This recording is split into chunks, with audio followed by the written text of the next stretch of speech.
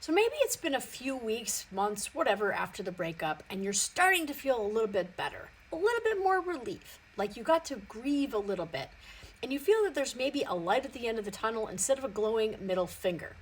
And then one day, out of the blue, you get a text from your ex. Or maybe they want to meet up and talk. So you agree. And you go in, you start talking about things, you start rehashing, and you leave feeling like your heart has just been ripped open out of your chest, and it all comes rushing back. All of the rejection, all of the pain, or whatever. Hi there. For those of you guys who don't know me, my name is Andrea Hunt, and I'm a Heartbreak to Healing breakup recovery coach in Munich who helps women to release the emotional weight of the breakup and rebuild confidence so that they can step powerfully into the next stage of life. I know this whole pattern of like, let's meet up and talk and then rehash things and just rip our hearts out and then go about the rest of our day. I know that because I lived it for an entire year.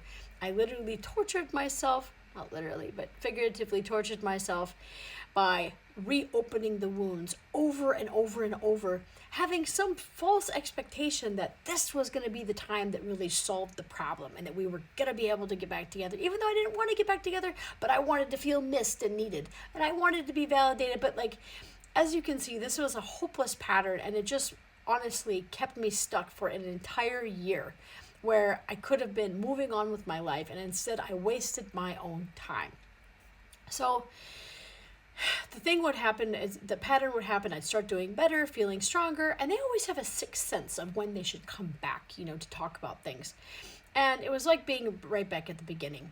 And the hardest part was like, having this fake hope. I don't know why I had it, but I thought that the conversation would change something this time, and it didn't.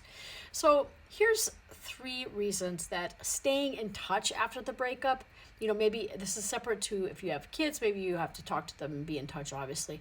But if not, here are 3 reasons why being in touch with them makes it harder for you to heal. So number 1, it just keeps reopening the wound.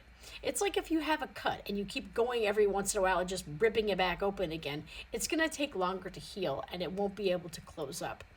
So you don't get the chance to actually, settle, because every interaction kind of brings it up again and you get kind of re-triggered by that, all that pain.